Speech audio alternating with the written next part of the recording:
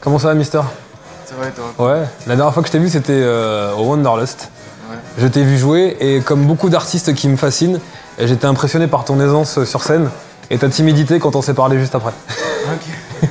Est-ce que tu fais partie de ce club des artistes qui se transforment une fois qu'ils sont on stage? Je sais pas, apparemment, entre les deux, non, franchement, j'essaie d'être moi-même, mais après, c'est sûr que tout à l'heure, on rigolait, on disait, ouais, je parle pas fort et tout, mais quand t'es sur la scène, tu parles aux gens, il faut, tu vois, il faut parler plus fort et tout ça, et puis, comme on dit, entre guillemets, faire le show, quoi. Après, franchement, cette formule-là où je suis tout seul sur scène, c'est un truc que j'apprends, tu vois, c'est un truc que je suis en train d'expérimenter et tout, mais non, c'est cool.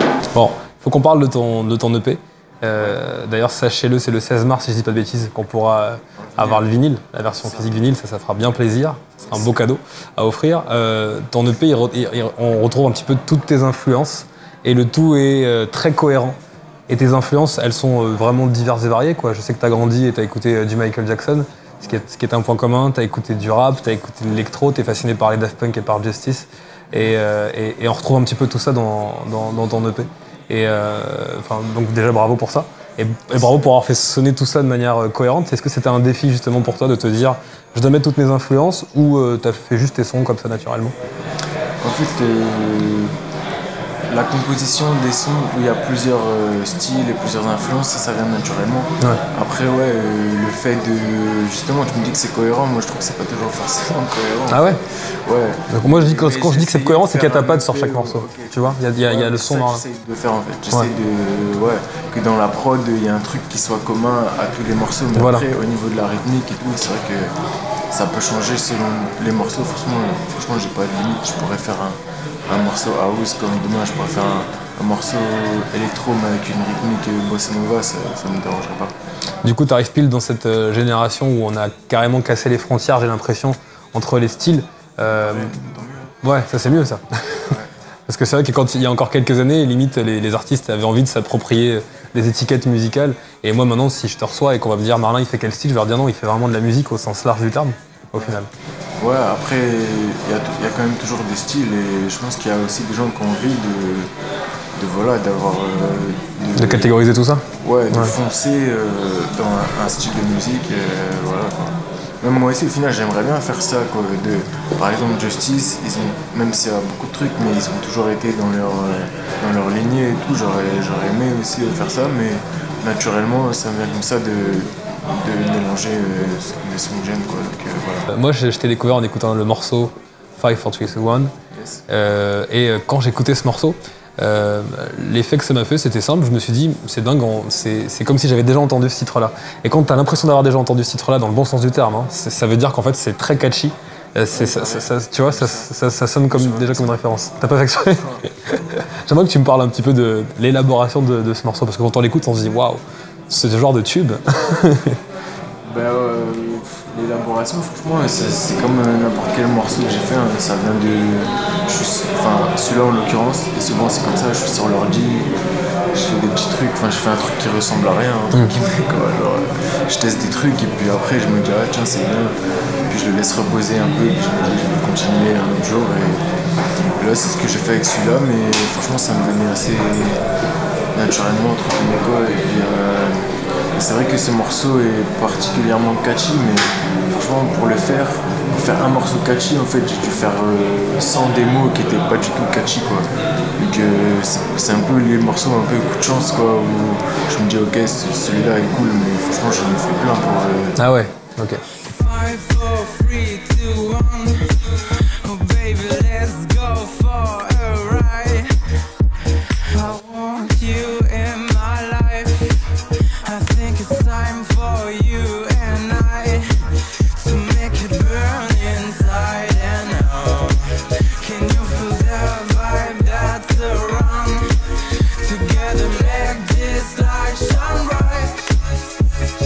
5, 4, 3, 2, 1. Turn it down.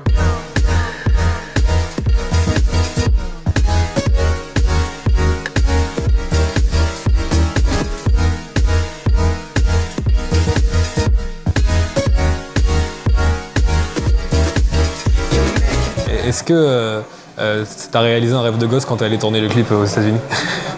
Ouais, c'était lourd. Ouais. C'était, je sais pas, enfin, moi j'ai en fait du Pas-de-Calais et du 94, les deux, et les paysages n'ont rien à voir. Ah bon? Tu m'apprends un truc. Non, ouais, c'était une claque. Franchement, en plus, j'aimais bien parler anglais et tout ça, donc en plus, c'était cool de passer du temps dans le pays anglophone, pour parler et tout. Et puis, l'expérience de faire un clip, c'était lourd. Et puis, tout le monde était cool là-bas, c'était une bonne ambiance aussi. Ça donne envie d'y vivre, peut-être?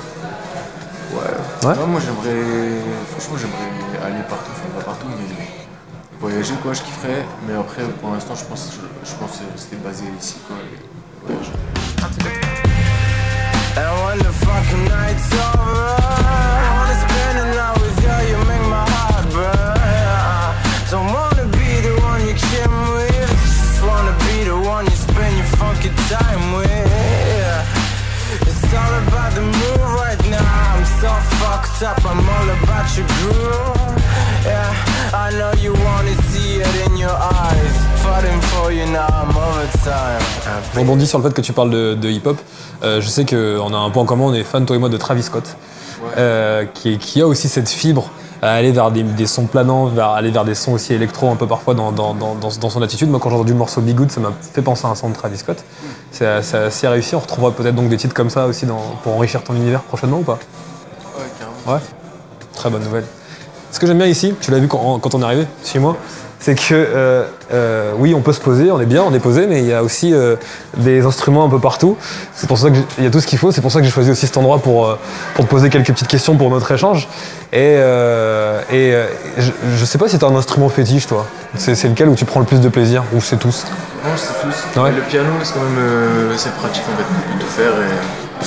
Et je pense aujourd'hui, vu que j'ai un peu délaissé les autres, je pense que celui que je maîtrise le mieux, c'est le clavier. Ok. Il y en a un là. Je dis ça comme ça. À toi de voir. Un peu. Ok, cool.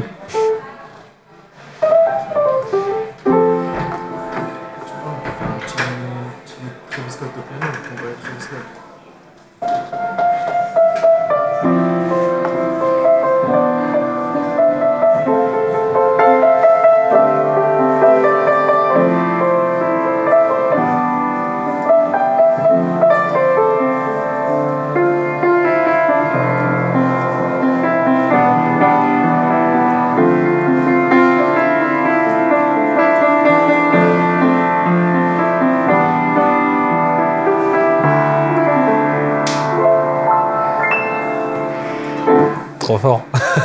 Merci beaucoup, mec. Honnêtement, t'es un artiste qui s'exprime énormément par sa musique, mais je suis très content d'avoir eu ce moment privilégié avec toi. Et je te souhaite plein de belles choses pour la suite. Merci beaucoup.